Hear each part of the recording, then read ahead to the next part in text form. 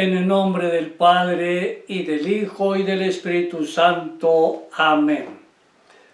Agradezcámosle al Señor en este nuevo día, porque nos demuestra que de verdad nos ama, que se ha comprometido totalmente con nosotros. Somos sus hijos e hijas predilectos.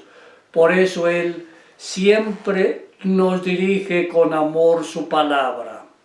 Y permitamos que el Espíritu Santo nos llene para que comprendamos cada día más y más lo que el Señor Dios espera de nosotros.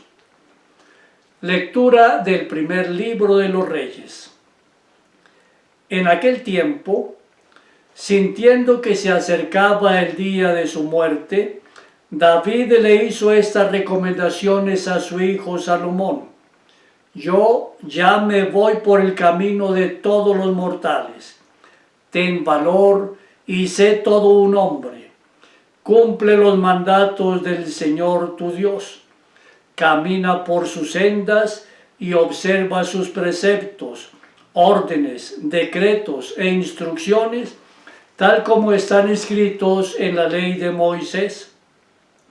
Si haces esto, tendrás éxito en todas tus empresas, y el Señor cumplirá la promesa que me hizo al decirme: si tus hijos son fieles a mí, el Señor, y cumplen sinceramente mi voluntad con todo su corazón y con toda su alma, no te faltará un descendiente en el trono de Israel.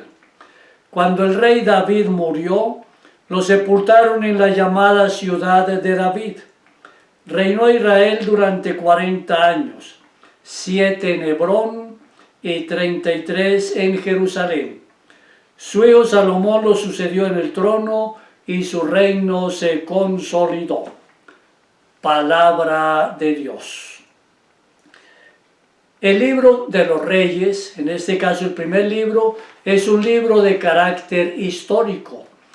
Y no por ser histórico deja de tener muchas lecciones de vida y de fe para todos los tiempos, y con mayor razón hoy para nosotros, cuando estamos invitados a reconocer que definitivamente nuestro Rey definitivo es el Señor Dios. ¿Qué nos dice el texto de hoy? La fidelidad del Rey es un signo de garantía del pueblo a Dios. Si el rey es un gobernante que es fiel a Dios, entonces el pueblo tendrá un testimonio de vida para también recorrer ese camino de fidelidad a Dios nuestro Padre. Y esta es la recomendación que David hace a su hijo Salomón antes de su muerte. Podemos decir, es el testamento que él le deja a su hijo. Efectivamente, la mentalidad del ejemplo de un gobernante tiene un gran peso, al igual que los proyectos y realidades concretas de realizarlos. Y su responsabilidad es igualmente importante ante Dios y a su pueblo. El testamento de David a Salomón lo podemos resumir en esta frasecita: Hijo, haz el esfuerzo de permanecer siempre fiel al Señor tu Dios. Qué bueno que nosotros nos veamos que un sacerdote, un educador, un cristiano afronta su misión con valentía, pero también con inquietud. Sí, con valentía porque estamos animados por el Señor Dios, pero con bastantes inquietudes, y sobre todo si nos dejamos imbuir por tantas cosas que suceden cada día en el mundo. Tanto el mundo como la iglesia cuenta la historia guardando documentos que relacionan todo lo que han hecho los poderosos. Pero una verdadera historia tiene cuidado de narrar igualmente los acontecimientos realizados por el pueblo sencillo, por el campesino, por el trabajador, por la persona que está dedicada sencillamente a encontrarle sentido a su vida. Y todo esto a través de testimonios y costumbres de la práctica religiosa, de los objetos de uso familiar y cultural. Todo esto hace parte de la historia. Por eso muchas veces cuando visitamos un museo, en el museo encontramos piezas y documentos que nos llevan a pensar cómo vivieron nuestros antepasados, cómo se relacionaban con Dios, qué elementos usaban, por ejemplo, en la cocina, para mirar de ahí aspectos culturales. La historia tiene un profundo valor, pero es necesario saberla leer para que no caigamos en los mismos errores pasados, sino que logremos ir mejorando cada día más para escribir nuevas páginas de historia, pero llenas de justicia, de verdad y de amor. ¿Cuánto sabemos de la oscura fidelidad a Dios por parte del pueblo de la Alianza, tanto del Antiguo como del Nuevo Testamento? Podemos ver en la historia que mientras se sucedían reyes y sacerdotes, papas y pastores, a veces buenos, a veces demasiado ocupados con el dinero o el poder, los seguidores de los profetas por su lado, los pobres de Yahvé, como lo llama el Antiguo Testamento, los monjes del desierto, los seguidores de San Francisco de Asís, o los discípulos de San Juan Bosco, los sacerdotes que enfrentaron la contrarreforma protestante a mediados del siglo XVI, las hermanas de la caridad, mantienen la fe en la alianza y el evangelio, y desde lo profundo de su corazón, y siempre animados por el Espíritu Santo, preparan un futuro mejor y le regalan constantemente al mundo la historia, tanto de la Iglesia como de nuevos santos que entregan su vida por el pueblo y por el Evangelio, siendo así testigos creíbles de la presencia de Dios entre nosotros. Qué interesante entonces conocer la historia, y desde la historia también recomendarle a quienes nos van a seguir el camino de la vida: haz el intento de permanecer siempre fiel al Señor tu Dios. Salmo responsorial tomado del libro de las Crónicas. Bendito sea, Señor Dios de nuestro Padre Jacob, desde siempre y para siempre. Tuya es la grandeza y el poder, el honor, la majestad y la gloria, pues tuyo es cuanto hay en el cielo y en la tierra. Tuyo, Señor, es el reino, tú estás por encima de todos los reyes. De ti provienen las riquezas y la gloria. Tú lo gobiernas todo. En tu mano están la fuerza y el poder, y de tu mano proceden la gloria y la fortaleza. Gloria al Padre y al Hijo y al Espíritu Santo, como era en el principio, ahora y siempre, por los siglos de los siglos. Amén. Bendito seas, Señor Dios nuestro. Proclamación de la buena noticia de nuestro Señor Jesucristo, según San Marcos. En aquel tiempo llamó Jesús a los 12, los envió de 2 en 2 y les dio poder sobre los espíritus inmundos. Les mandó que no llevaran nada para el camino, ni pan, ni mochila, ni dinero en el cinto, sino únicamente un bastón, sandalias y una sola túnica. Y les dijo: cuando entren en una casa, quédense en ella hasta que se vayan de ese lugar. Si en alguna parte no los reciben ni los escuchan, al abandonar ese lugar, sacúdanse el polvo de los pies como una advertencia para ellos. Los discípulos se fueron a predicar el arrepentimiento, expulsaban a los demonios, ungían con aceite a los enfermos y los curaban. Palabra del Señor. Hermosísimo este texto de San Marcos. ¿Por qué razón? Tiene un profundo contenido vocacional. El Señor ha llamado a los 12, los ha preparado y ahora los envía a la misión y los envía con unas orientaciones muy claras, podríamos decir con un proyecto de pastoral que les va definiendo cómo actuar en su tarea de anunciar la buena noticia del Evangelio.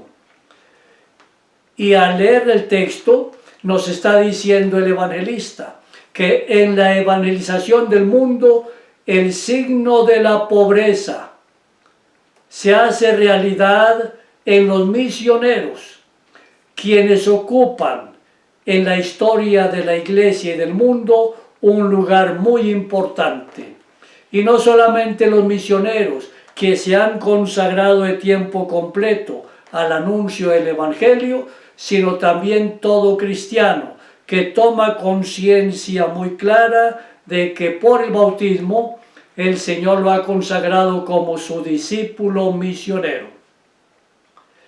La Iglesia, como misión, da testimonio de la pobreza a un doble nivel, a través de cada cristiano, de cada familia, en su vida individual y familiar, a través de la misma comunidad eclesial y en sus medios de acción apostólica, en la que la atención a los enfermos, a los más necesitados, ocupan siempre un lugar privilegiado.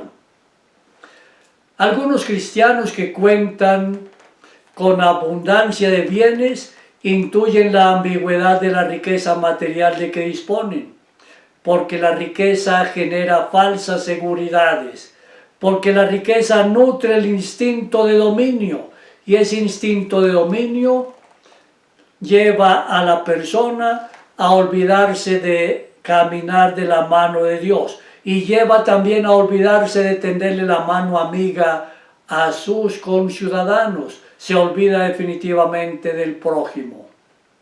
Pudiéramos preguntarnos, ¿la fidelidad al Evangelio implica entonces la renuncia voluntaria a la riqueza? El Señor nos enseña en el libro del Deuteronomio, no debe haber pobres entre ustedes.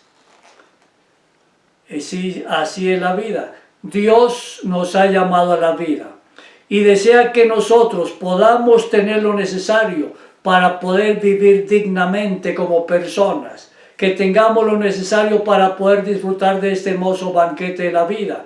El gran problema es el apego enfermizo a las riquezas materiales.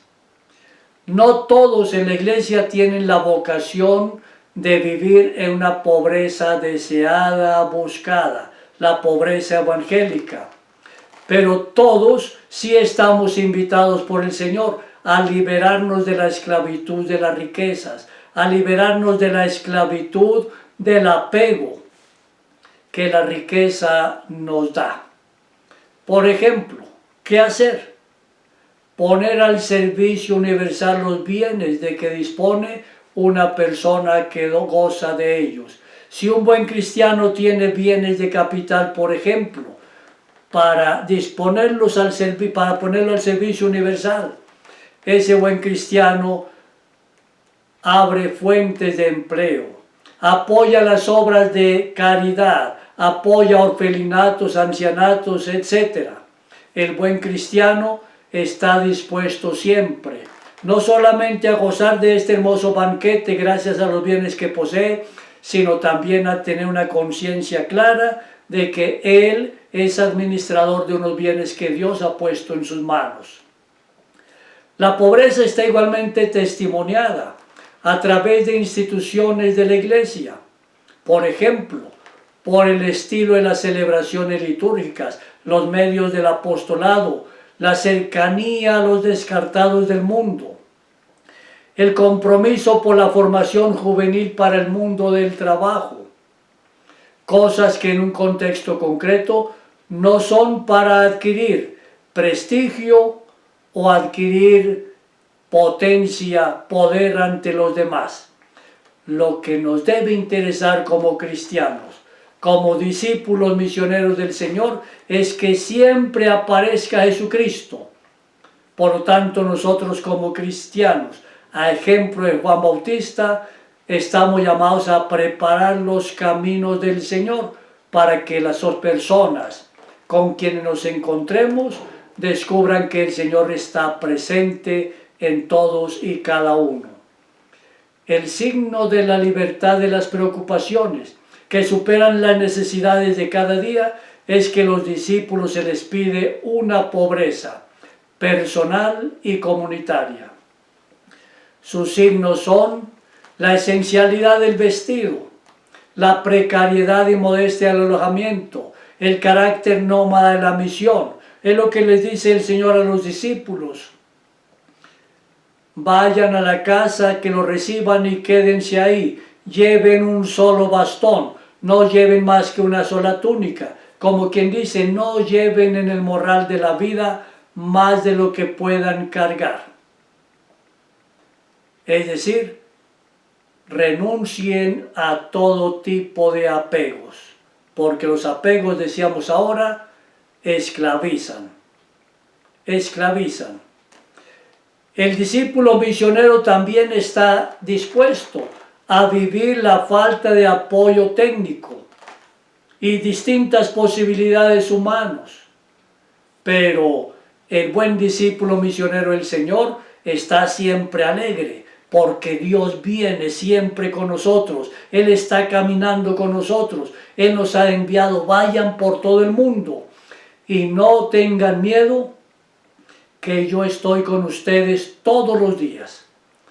¡Qué maravillas hace el Señor! Démosle gracias, pongámonos en sus manos, digámosle: Señor, aquí estoy para ser tu discípulo misionero, siempre creíble en mi familia, en mi barrio, en mi vereda, en mi lugar de trabajo, Señor. Y que María Santísima nos dé una manito para parecernos a ella en la fidelidad al Señor. María Inmaculada, Madre de la Iglesia y auxiliadora de los cristianos, ruega por nosotros. San Juan Bosco, ruega por nosotros. Que el Señor Dios te bendiga y te favorezca, te muestre su rostro y te conceda siempre la paz, la alegría y la salud. Y la bendición de Dios, Padre, Hijo y Espíritu Santo, descienda sobre ustedes y permanezca para siempre. Amén.